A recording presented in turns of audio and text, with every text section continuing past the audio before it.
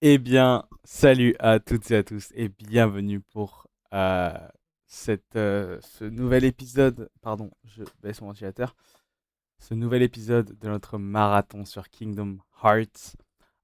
Aujourd'hui est le deuxième épisode de cette espèce de nouvelle entre guillemets série de vidéos que j'ai décidé d'appeler Kingdom Hearts Deep Dive. Donc plongée profonde en gros. Désolé. Euh, dans laquelle justement on va revenir et analyser et regarder ensemble tout ce qui s'annonce pour la suite de Kingdom Hearts, puisque bah, enfin ça va pas être une série de théories ou quoi, hein. Ça va juste être regarder ce qui nous a été donné officiellement, c'est-à-dire les trailers de Kingdom Hearts 4, qui vont être le sujet de l'épisode d'aujourd'hui. Et d'ailleurs, ça va être la dernière chose que je peux faire avant qu'il y ait des nouvelles infos. Donc aujourd'hui, c'est un petit peu pour moi la dernière fois que j'enregistre. Bon, on est le 7 août actuellement.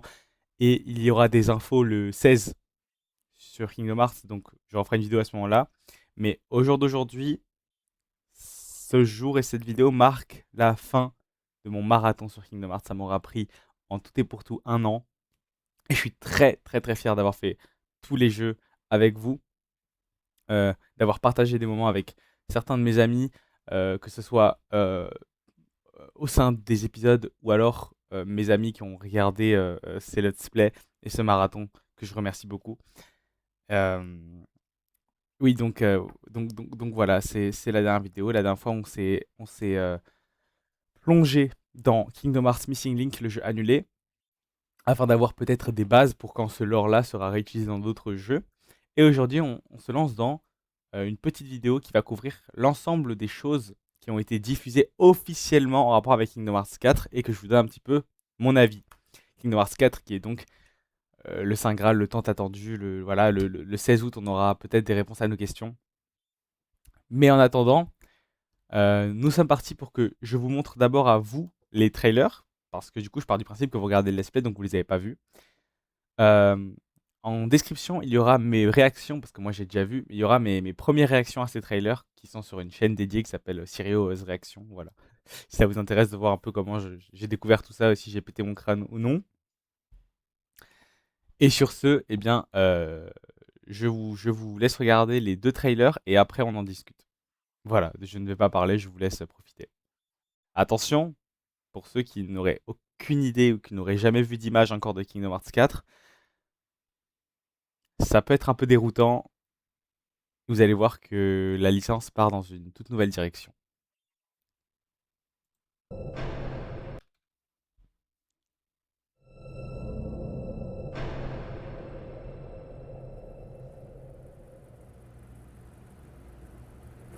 自分が望む結末ではなかったと絶望するのなら他の世界に退場すればいい。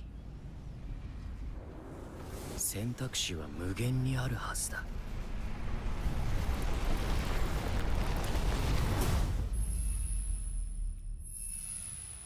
Le cœur réside dans l'âme qui est ensuite guidé par le destin à sa place.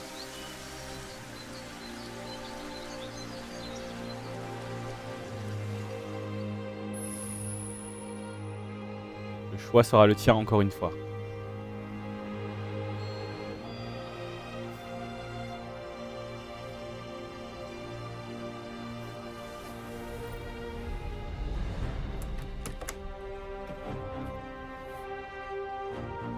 あなたはこの世界に来て7日間ずっと眠っていたの。ここはクワッドラトゥム、聖者の世界ではあるけれど私たちにとっては死の世界ってことになるみたい。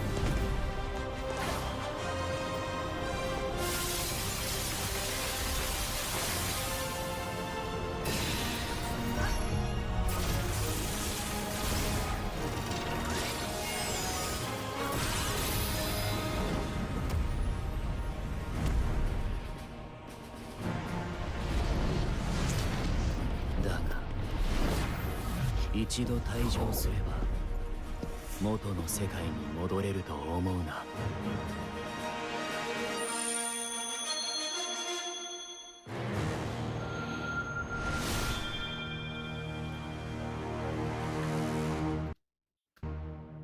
Pardon, il y a un truc à la fin.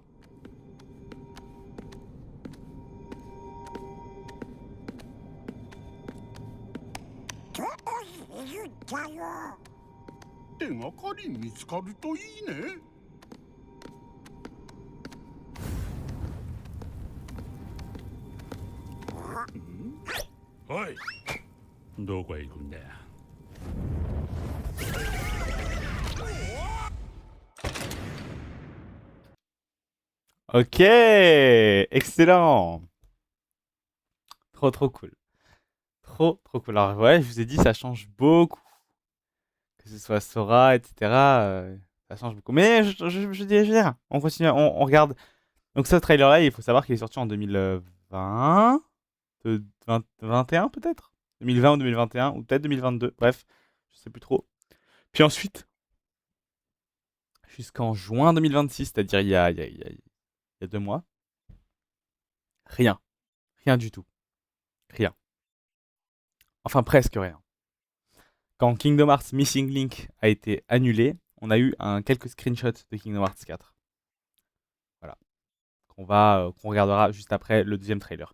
Mais donc en juin 2026, pendant un Nintendo Direct, a été annoncée une ultime collection de jeux Kingdom Hearts.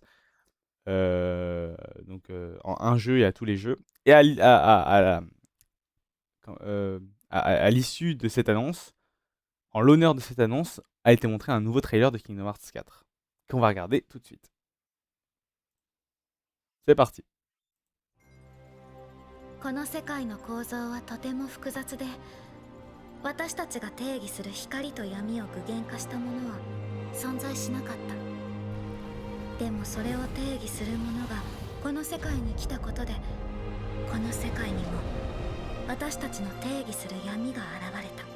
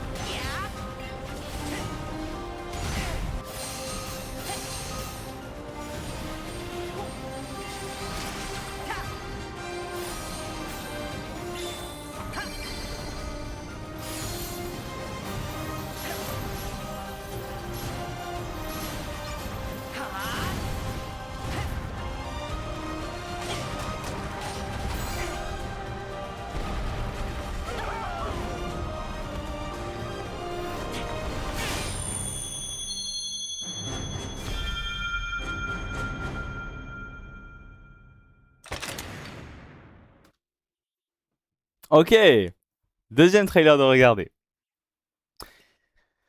Je vais pouvoir ensuite maintenant vous montrer les screenshots, mais maintenant on va pouvoir enfin parler de tout ce qu'on voit. Alors, une seconde, je cherche juste une image et je suis à vous. Alors, si on reprend le trailer, le premier trailer, pardon. Ce qui est clair, c'est que on commence donc dans cette nouvelle ville qu'on nous a teasé à la fin de Melody of Memory et à la fin de Kingdom Hearts 3, dont maintenant on a le nom. Enfin, on avait déjà le nom à la fin de Melody of Memory qui nous a été donné par l'étoile sans nom, probablement la copine de Yozora. C'est Quadratum, le nom de cette ville, donc qui ressemble beaucoup à Shibuya et au monde réel. Le trailer commence. Alors, il y a quelqu'un qui parle au début. Si ce n'est pas la fin que tu espérais et qu'elle t'apporte du désespoir. En plus, on voit que c'est la police d'écriture de Scarlet Kailum. Alors, quitte ce monde pour un autre. Et à la fin, c'est de nouveau la même personne qui parle et qui dit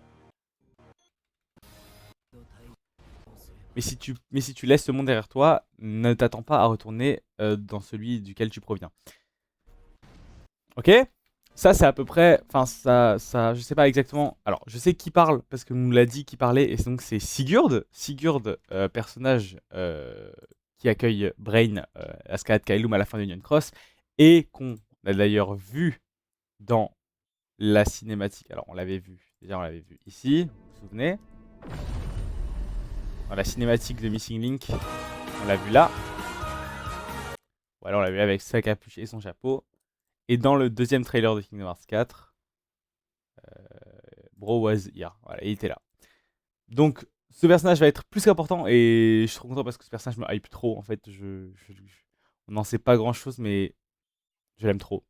Je l'aime trop, il est trop stylé et tout. J'ai trop hâte de voir qui est ce gars.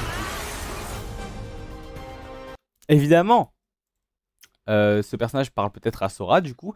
Sora qui est mort et qui a atterri dans ce monde, qui s'est sacrifié, qui aura peut-être du mal à revenir dans le monde duquel il vient, même avec l'aide de Riku. Donc il faut bien comprendre que, et ils le disent, enfin, Sora est accueilli ici par quelqu'un qu'on connaît, qui est aussi morte d'ailleurs, qui est Strelitzia. Tu étais endormi depuis que tu es arrivé dans ce monde il y a 7 jours. C'est Quadratum. C'est un monde plein de vie, mais pour toi, c'est similaire à un au-delà, je suppose. Et ça va très bien avec ce qu'on sait de ce qui s'est passé avec Sora, ce qui s'est sacrifié, qui du coup a atterri ici, dans ce que le maître des maîtres et Ansem le Sage ont qualifié de monde fictif. Et en fait, c'est pas déconnant si on regarde Kingdom Hearts. Du coup, ce qu'on essaye de nous expliquer dans la structure des mondes de Kingdom Hearts, il y a en gros... attendez, tant qu'on y est... Je vais vous expliquer comment pour moi ça fonctionne. Alors évidemment, je n'ai peut-être pas la science infuse, il faudrait que je me renseigne peut-être mieux, mais... En gros, ce qu'on connaît, donc là on a le monde de la lumière. Hop, tac. Le monde des ténèbres. Attendez, je vais prendre un pinceau plus grand. Et oui, on part sur des trucs comme ça. On va refaire. Donc on a le monde de la lumière, le monde des ténèbres. On a l'entre-deux avec les mondes qui sont plus ou moins proches. C'est quoi? Attendez, je vais enlever ça là. On a le royaume de la lumière en haut, le royaume des ténèbres en bas, avec les mondes qui se situent plus ou moins dans la lumière, dans les ténèbres, au bord des deux. Par exemple, la cité du crépuscule, là où habite Roxas, on sait que c'est un monde qui est vraiment dans la lumière, mais presque dans les ténèbres. Pareil pour le QG de l'organisation, l'ancien QG, le monde Hygiopolis, là, avec les grands bâtiments. Bref, voilà. On sait que les mondes qui sont dans les ténèbres, en général, ils sont endormis. Voilà, ils dorment. Voilà. Et puis il y a le Dark World où Aqua elle a erré. Voilà, Aqua elle a erré ici. Bon, on sait ça. On sait qu'il y a quelque part aussi le monde donc le monde digital, hein, qu'on va mettre ici parce qu'il est un peu différent, le monde digital. Ansem le Sage nous a parlé de monde des souvenirs dans Melody of Memory, même si je ne comprends pas exactement encore à quoi est-ce que ça fait référence exactement. Le monde des rêves, du coup, le monde des rêves, c'est les mondes endormis ici. Donc tout ça, c'est ce qu'on connaît de Kingdom Hearts. Et vous allez voir qu'il y a un monde que j'ai pas cité pour une certaine raison. Et en gros, ce qu'on nous explique, c'est que tout ça se situe d'un côté, tac, et que de l'autre côté, on a Quadratum, du coup. Et donc, pourquoi est-ce que Quadratum est défini comme un monde fictif? Paf, MF Doom. Parce que du coup, pour l'univers de Kingdom Hearts, où il y a des mondes Disney, où il y a des éléments magiques et des choses fantaisistes, pour un monde comme Kingdom Hearts, qui est le monde réel pour les personnages, Sora il vit dans ce monde, etc., avant de mourir, ce qui se rapprochait le plus d'un monde fictif pour cet univers-là, ce serait justement un monde qui ressemblerait au nôtre, un monde réaliste, sans ténèbres, sans pouvoir, sans cœur. Alors pourquoi on a vu un sans cœur dans la ville? Et ils le disent, mais je vais vous expliquer. Comme pour nous, qui vivons dans le monde réel, un monde fictif s'apparenterait plus à un monde comme celui de Kingdom Hearts, qui est un monde dans un jeu vidéo, etc. Donc vous voyez, c'est vraiment deux faces d'une même pièce. Et les derniers mondes que je n'ai pas cités, parce que j'en ai pas encore la confirmation, mais ça c'est ma théorie personnelle, c'est que le monde final, donc le monde par lequel Sora passe avant de mourir, ou quand il est à deux doigts de mourir et qu'il faut récupérer tous les Sora à la fin de Kingdom Hearts 3, là, pour moi il se situe ici. En fait, c'est le monde final, pour moi c'est le monde final avant de passer dans l'au-delà. Ok? Ok. Et donc, quand Sora s'y réveille, mais qu'il fait nuit et qu'il affronte Yozora, vous savez, dans le DLC, et bien pour moi, c'est le monde final. Attendez, je vais prendre un bleu foncé. Mais de l'autre côté. Comme ça, en gros. Paf. Et du coup, Sora, il a fait ça.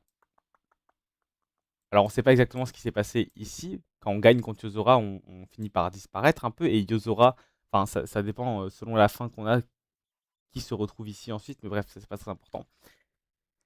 Donc voilà comment fonctionnent pour moi à peu près les mondes. Mais il va y avoir des nuances que je ne saisis pas, etc. Et il faudra qu'on nous explique ça un petit peu mieux aussi. Parce que même au sein de la communauté, personne n'est d'accord.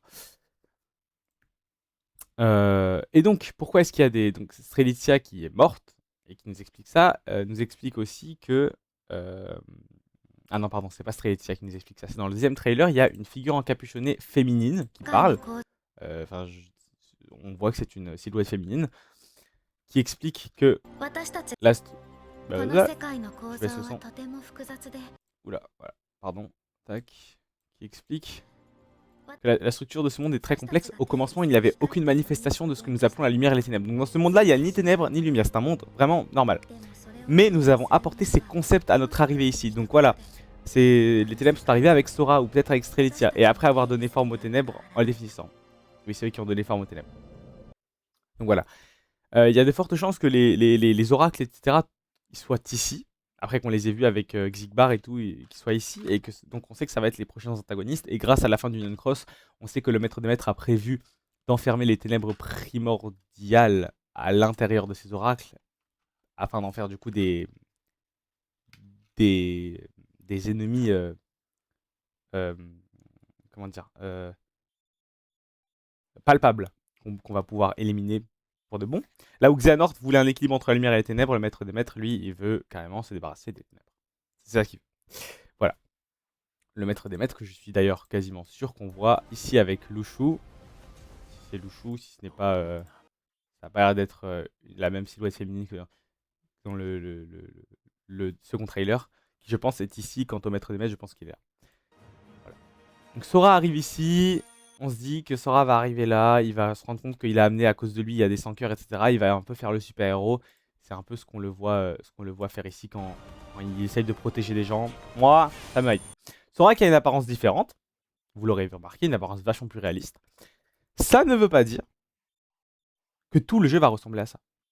Vous le savez, dans Kingdom Hearts, selon le monde dans lequel on est, l'apparence change. Dans Toy Story, on est un jouet, dans la petite sirène, on est un sirin. Une sirène, un sirène, je suis pas sûr que sirin existe en fait, mais c'est pas grave. Donc, si jamais Sora est amené à retourner dans son monde à lui, il reprendra sa tête et son visage de base. Ce qui me dérange un petit peu, c'est que vraiment, je trouve qu'il se ressemble encore pas, donc j'espère qu'on va encore changer un peu son visage. Voilà. En termes de gameplay, pour le coup, on connaît, hein, ça a l'air d'être la même chose. Si ce n'est que maintenant Sora peut utiliser sa chaîne de Keyblade, chose que on a vu Xehanort faire dans Kingdom Hearts 3, du coup c'est un peu cool. Voilà, le premier trailer ne nous intéresse plus, c'est le deuxième trailer, on va rester dessus. Ce qui nous apprend pas mal de choses quand même. Déjà la structure du monde comme je vous l'ai dit. Ensuite, voilà. Là on a Strelitzia, Sigurd, qui va jouer un rôle très important qui m'aille beaucoup. Ce personnage là, que à mon premier visionnage je n'ai pas reconnu et qui en fait... c'est un peu drôle, qui en fait n'est d'autre que ce gars-là. Voilà, Vali, de la classe au-dessus dans Dark Road, qui ne parle pas, qui n'a pas une seule ligne de dialogue dans tout le jeu, qui est mort du coup, et qui peut-être aura un rôle important dans ce jeu, et qui ressemble beaucoup à un personnage de Final Fantasy d'ailleurs. Luxord. Ça, c'est Luxord. Luxord qu'on a découvert via le DLC, qu'il était originaire de cette ville, de Quadratum, et qu'il était le chauffeur de Yozora. Donc on peut revoir sa tête. Ça fait bizarre. Ça fait bizarre, parce qu'il a l'air très réel, très réel Luxord, qui on le rappelle, dans Kingdom Hearts 3, nous a donné, pendant son combat dans le cimetière des Keyblade, dans la nécropole des Keyblade, qui nous a donné une carte Joker qui servira peut-être à Sora dans l'avenir. C'est même sûr, c'est un foreshadowing de ouf. Ça, on ne sait pas c'est qui, mais il y a des plumes qui tombent, des plumes noires, peut-être le Maître des Maîtres. Ici, on a la continuité d'une scène qu'on avait vue dans le premier trailer avec Donald et Dingo, qui sont tout simplement, je vais vous le dire, il n'y a pas besoin de spéculer trop, ils sont dans les enfers. Voilà, ça c'est Hades, ils sont dans les enfers. Pourquoi ils sont dans les enfers? Euh, de base, ils devaient chercher des indices sur Sora dans tous les mondes où il est allé, mais dans Melody of Memory, Yensid a ordonné qu'on arrête les recherches parce que maintenant on a un indice de où est Sora.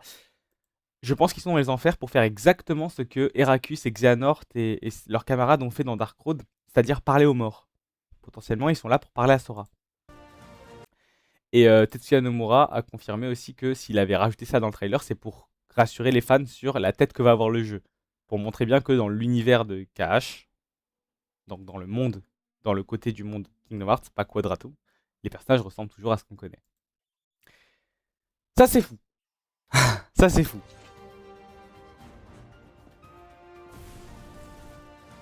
Ce plan-là, il est fou. Parce qu'il nous a dit tout simplement que quoi? Qu'il y aurait une version de Xehanort dans Quadratum. Et en fait, je vais vous dire un truc. On pouvait le deviner. On le savait déjà même. Et je vais vous montrer. Une seconde. Voilà, tout simplement, dans Dark Road, on a cette scène. Alors, c'était comment, juste après que Xehanort ait fait son voyage des mondes et qu'il ait rencontré le maître des maîtres. On le voit à sa coupe qui a changé. Instructif. Attendez, je vais mettre rapidement. J'ai beaucoup réfléchi à propos du passé, de l'avenir. Et toi, ça a toujours été ton rêve de partir seul en voyage, non? Oui, attendez. On va peut-être avancer un petit peu juste.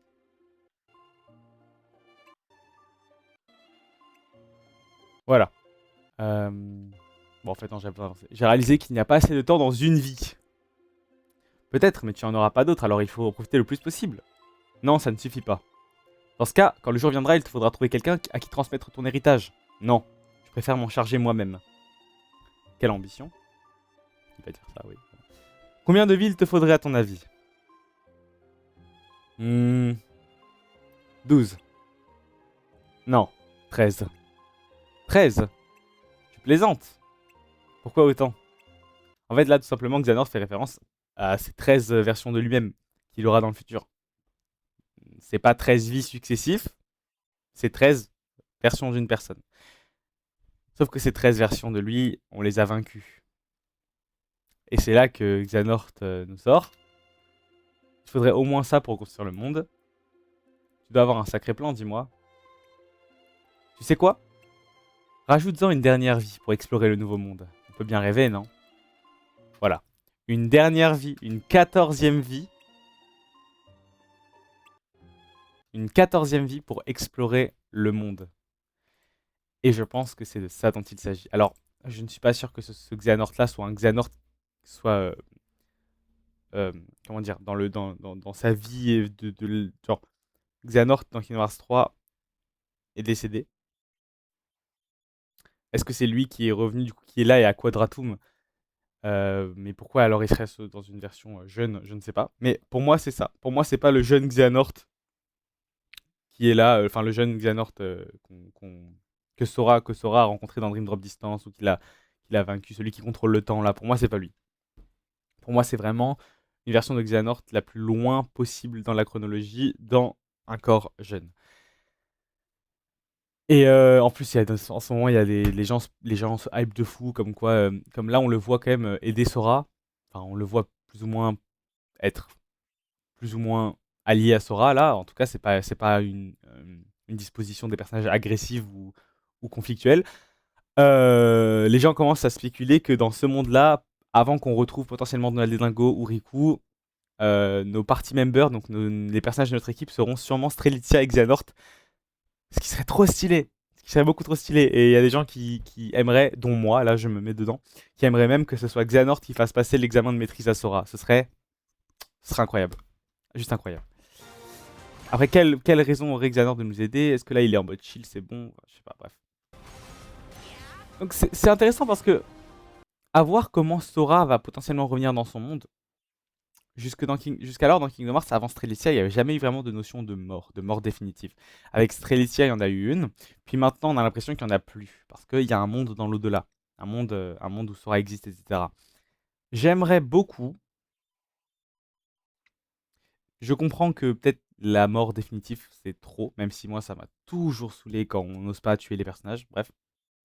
Après, voilà, à nuancer mon propos, il y a des bonnes morts, il y a des bonnes non-morts, etc. Bref, on s'en fout. C'est pas l'important là. Ce que je veux dire, c'est que ils ont trouvé un moyen, ils peuvent trouver un moyen de rendre cette mort, donc ce passage dans l'au-delà, quand même avec un poids narratif important. Dans le sens où j'aimerais que Sora ne puisse vraiment pas revenir. À moins ou alors, pas dans ce jeu en tout cas, c'est trop tôt pour moi. Le problème, c'est que c'est sûr qu'il va y avoir des mondes Disney dans ce jeu, donc c'est sûr Sora va revenir. Donc ça me rend un peu triste. Donc je sais pas comment ils vont faire, mais j'aimerais vraiment que ce soit très difficile pour Sora. Ça a été très facile pour Riku avec l'aide l'étoile sans nom, la copine de Yozora, qu'on va appeler Stella parce que je crois que dans le guide officiel du jeu vidéo dans lequel Yozora il est, ça s'appelle comme ça, mais je suis pas sûr. Bref, ça a été très facile pour Riku d'utiliser le pouvoir de l'éveil et de l'utiliser comme portail pour venir ici. J'espère que ce sera dur pour Sora de rentrer chez lui. Voilà, voilà. En termes du jeu vidéo, je le trouve pas très beau encore le jeu. Voilà, je pense qu'il y a encore un bon 2 ans de développement. Là, je trouve que les lumières sont pas belles. Il manque des effets. Je suis pas fan pour l'instant de ce qu'a l'air d'être le gameplay. Les cinématiques, je les trouve belles, etc. Mais le gameplay, j'ai du mal, vraiment.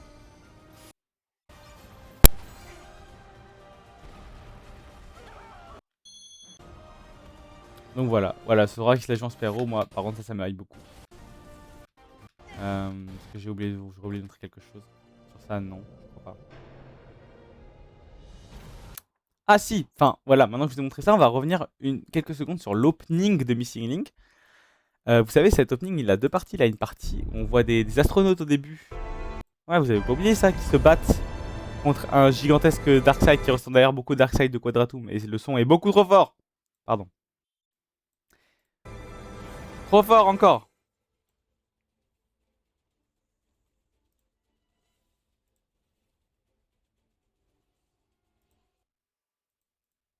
Voilà.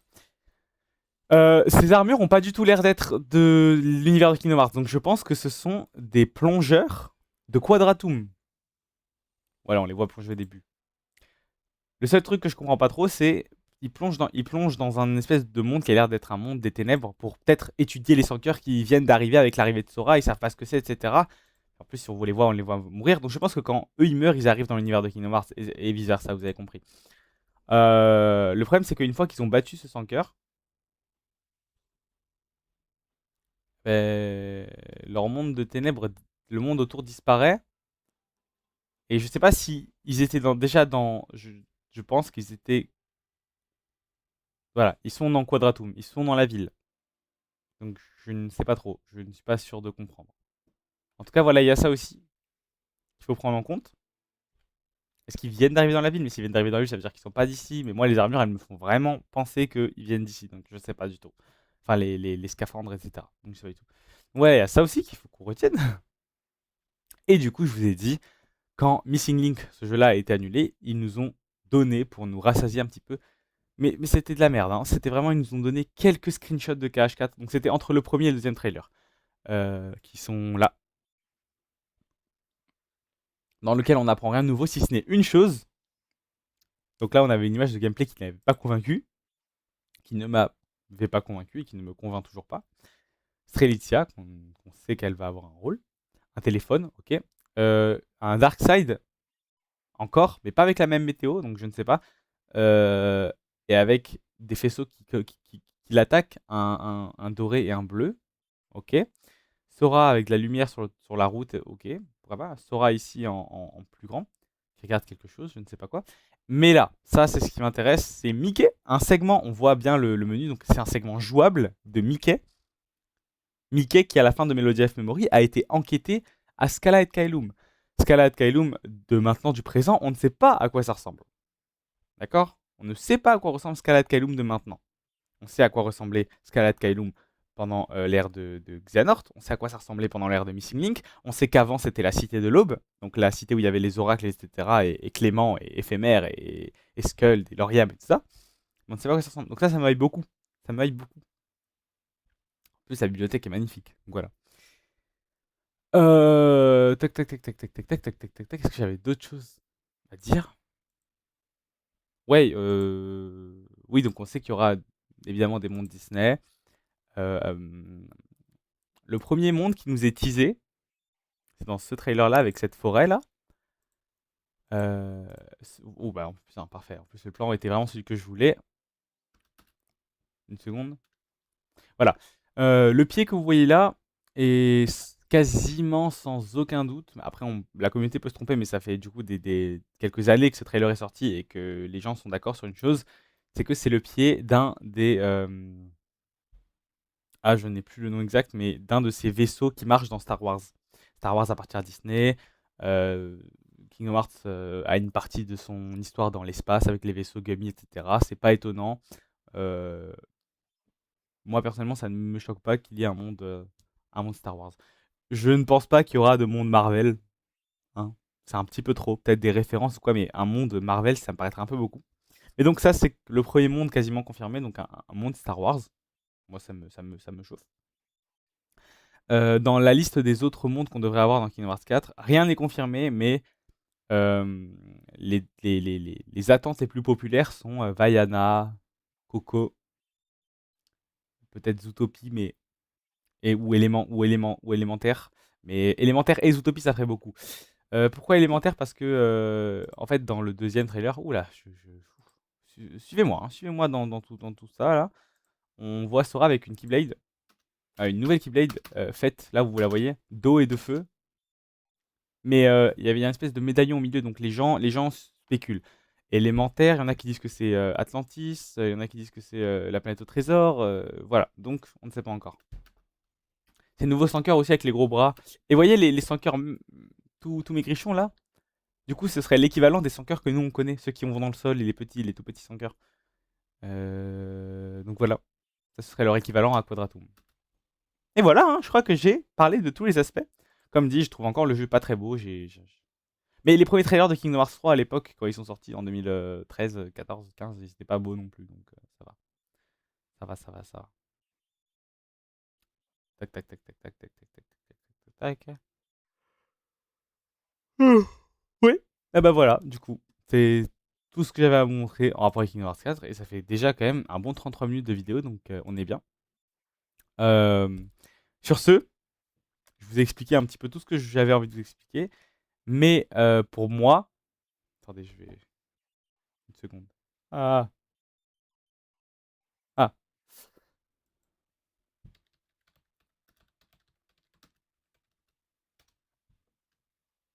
Paf. Paf. Paf. Et paf. Oula. Voilà. En ce qui me concerne, notre aventure Kingdom Hearts s'arrête ici. Le let's play a commencé pour vous le 1er septembre. J'aurai malheureusement pas assez de contenu pour le faire durer tout pile 1 an. Je pense. À voir, mais je suis pas sûr. Cela étant dit, maintenant, ça a quand même duré jusque quasiment fin août. Voilà, là, par rapport à mes uploads, j'en suis au 20 août et plus encore. Donc, on aura fait 1 an en gros de cache de ma licence préférée. Je sais pas si je me lancerai dans un autre marathon, même s'il y avait un autre jeu préféré là, comme ça, vu le travail que ça m'a demandé et l'implication surtout, parce qu'en vrai, je jouais, je m'enregistrais, voilà, j'ai essayé d'automatiser ça le plus que je pouvais, mais ça restait demandant quand même en rythme surtout. Alors, il y a des moments où j'ai pris beaucoup d'avance, une fois où j'ai pris un peu de retard et j'ai comblé ce retard pour avoir toujours un épisode par jour. Après Kingdom Hearts, vous aurez un petit jeu que j'ai enregistré il y a quelques mois maintenant et que j'aimais beaucoup. Sur toute l'année, vous allez continuer à avoir des vidéos 1 fois par jour. Ça, c'est sûr et certain. À partir de septembre, on commencera un nouveau let's play, mais qui est un marathon aussi d'une licence, mais qui n'est pas un marathon que j'ai fait comme j'ai fait Kingdom Hearts. Euh, je peux pas trop vous dire comment, mais le format est différent. Je ne suis pas, même si c'est bien sur ma chaîne, je ne suis pas le personnage principal de ce marathon. Disons que c'était vachement... Ce prochain let's play qui va arriver est vachement... je l'ai pas terminé d'ailleurs, hein, faut que je finisse. Est beaucoup plus facile pour moi à gérer et beaucoup moins demandant en tant que Kingdom Hearts. Évidemment, quand Kingdom Hearts 4 sortira, je serai là et je le découvrirai avec vous. Pour la première fois, je ne saurai rien du tout.